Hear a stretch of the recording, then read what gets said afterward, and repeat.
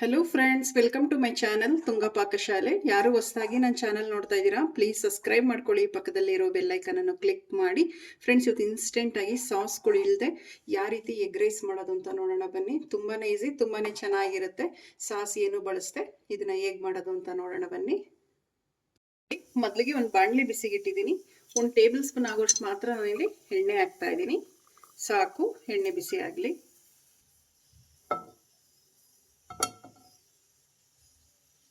ನೋಡಿ, ಎಣ್ಣೆ ಬಿಸಿ ಆಗಿದೆ. ಒಂದು 3 ಮೊಟ್ಟೆನ ಬೌಲ್ಗೆ ಹೊಡೆದಿಟ್ಕೊಂಡಿದ್ದೀನಿ. ಮೊಟ್ಟೆ ಹಾಕ್ತಾ ಇದ್ದೀನಿ. ಮೊಟ್ಟೆನ ಹುರಿಬೇಕಾಗತ್ತೆ, ಚೆನ್ನಾಗಿ ಹುಡಿಯಾಗಿ ಹುರಿಬೇಕು.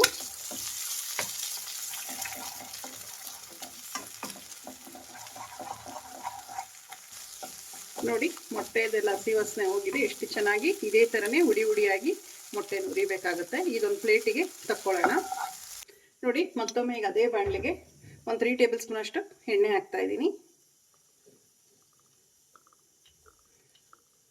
ಸಾಕು.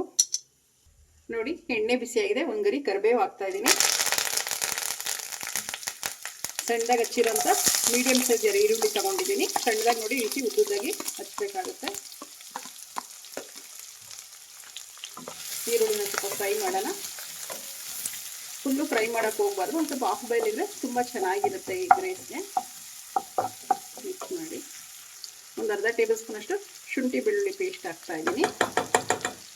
ಇದು ಅಷ್ಟೇ ಹಸಿ ವಾಸನೆ ಹೋಗೋವರೆಗೂ ಫ್ರೈ ಮಾಡಿ.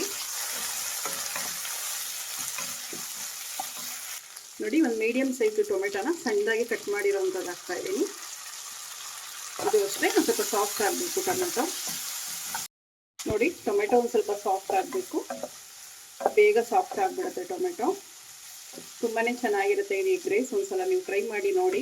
ಒಂದು 10 ನಿಮಿಷದಲ್ಲೇ ರೆಡಿ ಆಗಿಬಿಡುತ್ತೆ. ಅನ್ನ ಒಂದು ರೆಡಿ ಇತ್ತು ಅಂದರೆ 10 ನಿಮಿಷದಲ್ಲೇ ರೆಡಿ ಆಗುತ್ತೆ ಇದು ಎಗ್ ರೈಸ್. ಇದು ವಿತೌಟ್ ಸಾಸ್ಗಳು ಯೂಸ್ ಮಾಡ್ತಾ ಇಲ್ಲ ನಾನಿಲ್ಲಿ. ಸಖತ್ತಾಗಿರುತ್ತೆ, ಒಂದ್ಸಲ ಟ್ರೈ ಮಾಡಿ ನೋಡಿ.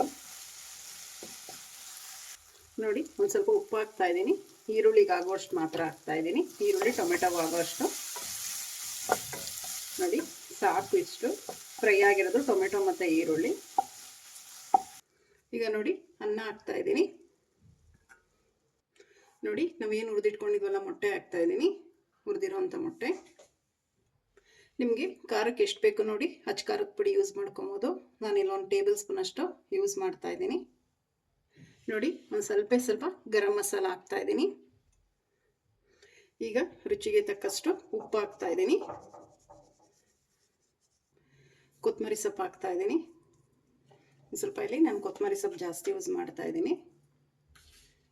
ಈಗ ಮಿಕ್ಸ್ ಮಾಡಿ.